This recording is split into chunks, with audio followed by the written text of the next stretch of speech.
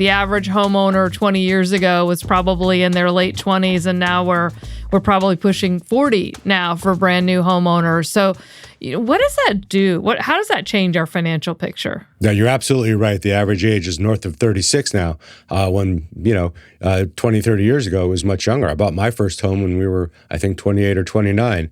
So it changes the picture. Some of that is the affordability issue, the fact that home prices are high and mortgage rates are high, and it's harder and harder for people to get into that first home.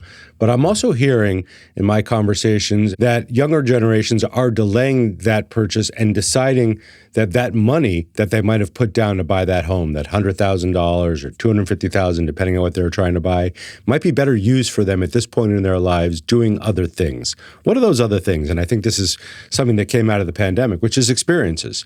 So people, younger couples, younger families are making the decision to say, I don't know if we want to sink ourselves into a 30-year obligation with this house and this mortgage.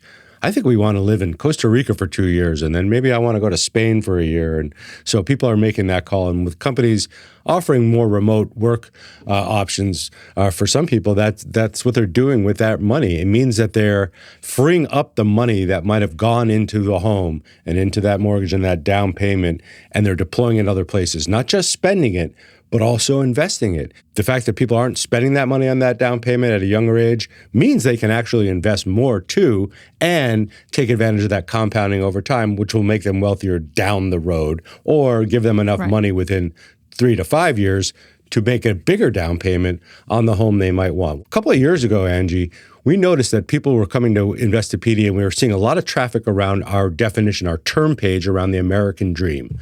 Now, we just wrote the definition of the American dream, and everybody's dream is different, but actually somebody coined the phrase American dream back in 1928, a writer talking about the promise that America delivered to people who were moving here from Europe and other places, which is that you could move to this country and have a better life than your parents ever had. Or if you became the second generation or the first generation of children in this country, you would live a better life than your parents lived. And you had the opportunity to do things here you couldn't do other places, start a business, raise a family, move to different cities. Well, that notion of the American dream, we felt as a company and as a publisher was dissipating. It was falling apart, and younger people, who are the people who are doing most of the searching for that, were saying, I know what you're talking about. I know what this is. I've seen the advertisements, but I don't think it's possible. And I don't think it's possible because I don't think I could ever afford that. So we started putting a price tag on it every year, Angi.